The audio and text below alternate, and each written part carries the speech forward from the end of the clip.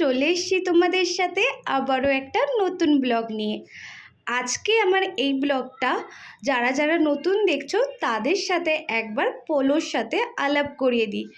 Polo হচ্ছে আমার বাড়ির ফ্যামিলি মেম্বার।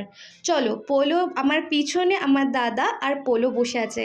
হ্যাঁ, ও হচ্ছে আমার বাড়ির কুকুর, কিন্তু ওকে আমরা কুকুর বলে কোনো দিনও ভাবি না। ওকে আমরা বাড়ির ফ্যামিলি মেম্বার হিসেবে ভাবি। তো পোলোকে নিয়ে আজকে যাচ্ছি আমরা গোল পার্কের ভেটিকে নিয়ে যাচ্ছিলাম। কেন বলে দিই, তো পোলোর 2 মাস আগে গায়ে একটা র্যাশ টাইপের কিছু একটা বেরিয়েছিল। তো আমরা বাড়ির কাছে ডক্টর দেখিয়েছিলাম, ডক্টরের ওপরেই ভরসা করে পুরোটাই ছিলাম, কিন্তু ডক্টর ভুল ট্রিটমেন্ট করে ফেলে। ডক্টর একটা ইঞ্জেকশান দেয়, তো পোলো তো ওই ইঞ্জেকশানে ভালো তো হয় না, উল্টে ওর গা পুরো র্যাশে ভর্তি হয়ে যায়। তো আমরা ভেবেছিলাম ডক্টর যে ক্রিমটা দিয়েছে ওটা লাগানোর পর হয়তো পোলো ভালো হয়ে যাবে, কিন্তু পোলো ভালো হয় না। তো আমরা আজকে চলে এসেছিলাম ভেটিকে। আর আমার দাদার কথা একবার বলে দিই, আমার দাদা পোলোকে এতটা ভালোবাসে, ও যখনই কাজের জায়গা থেকে বেতন পায় ও নিজের জন্য কোনো কিছু কোনো দিনও খরচ করে না। ও ভাবে কখন পোলোকে ডক্টর দেখাবে বা পোলোর খাওয়ার জিনিস নিয়ে আসবে। বললাম না, সবাই ওকে খুব ভালোবেসে ফেলেছি। তো এখানে চলে এসেছিলাম ভেটিকে। আসার পর এখানে স্টাফেদের বিহেভিয়ার, ডক্টরের বিহেভিয়ার এতটাই ভালো ছিল কি বলবো। তো ডক্টর দেখানো হয়ে যাওয়ার পর ডক্টর সাজেস্ট করেন ওনার পোলোর ব্লাড টেস্ট করবে। আর পোলোর গায়ে যে অ্যালার্জিগুলো হয়েছিল ওইগুলো ল্যাবে পাঠানো হয়েছিল। তো আমাদের কিছুক্ষণ ওয়েট করতে বলে। তো অ্যালার্জিগুলো ল্যাবে পাঠানোর পর আমাদেরকে ওই অনুযায়ী মেডিসিন কিন্তু ওনারা দিয়েছিলেন। তারপরে পোলোর নখ কেটে দেওয়া হয়েছিল, পোলোর কানে অনেক ময়লাও হয়েছিল, ওইগুলো পরিষ্কার করে দেওয়া হয়েছিল।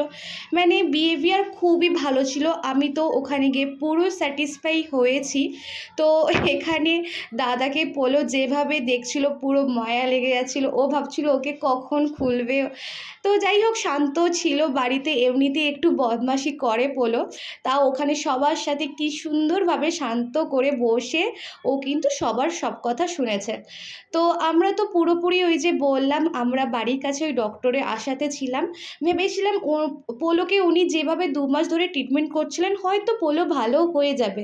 তা না করে পোলো আরও বেশি বেশি করে অসুস্থ হয়ে গেল। তো আজকে তো আমরা ভেটিকে আসার পর ডক্টর মেডিসিন সাজেস্ট করে, তো ডাক্তার দেখানো হয়ে যাওয়ার পর আবার ওষুধপত্র খেয়ে পোলোকে খাইয়ে তারপর আবার 2 দিন পর কিন্তু আমাদের যেতে হবে। তো আমাদের এখানে পুরোপুরি কাজ হয়ে গেছিলো, মেডিসিন সব কিছু নিয়ে নিয়েছি। তারপরে আমরা বাড়ি চলে এসেছিলাম।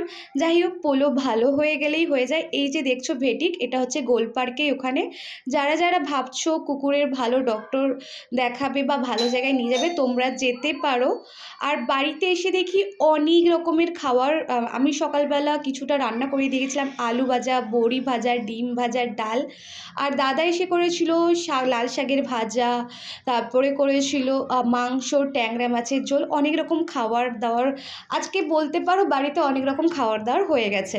মানে আমি কিছুটা করেছি, দাদা কিছুটা করেছে, এইভাবে খাওয়া দাওয়া হয়ে গেছে। বাড়িতে এসে প্রচণ্ড ক্লান্ত হয়ে গেছিলাম, তাই আর ব্লগটা আর বেশি বড় আজকে করিনি।